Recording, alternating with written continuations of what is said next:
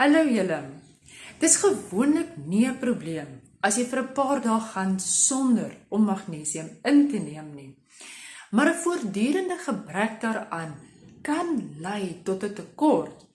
Nou sekere siektes en medikasie kan ook maak dat jou liggaam nie magnesium opneem nie.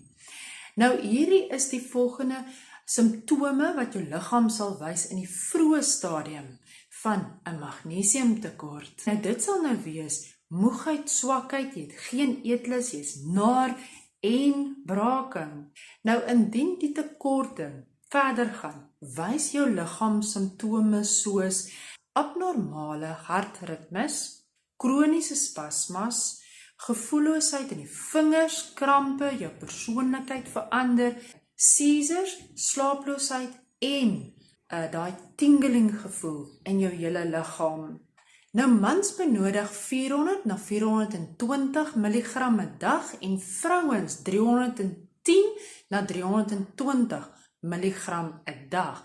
Nou het jy geweet, 'n glas rooiwyn bevat 18 mg magnesium. Dis nou nie te sê, jy moet nou 'n bottel rooiwyn gaan klaarmaak om jou 300 mg in te kry nie.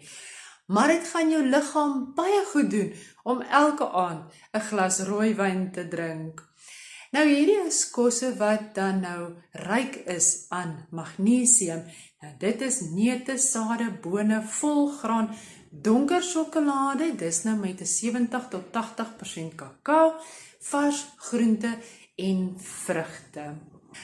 Groot asseblief, share hierdie video. Daar's baie min mense wat weet van magnesiumtekort en hoe belangrik magnesium eintlik in jou liggaam is. As jy weet van iemand wat daai kroniese moegheid het, of jy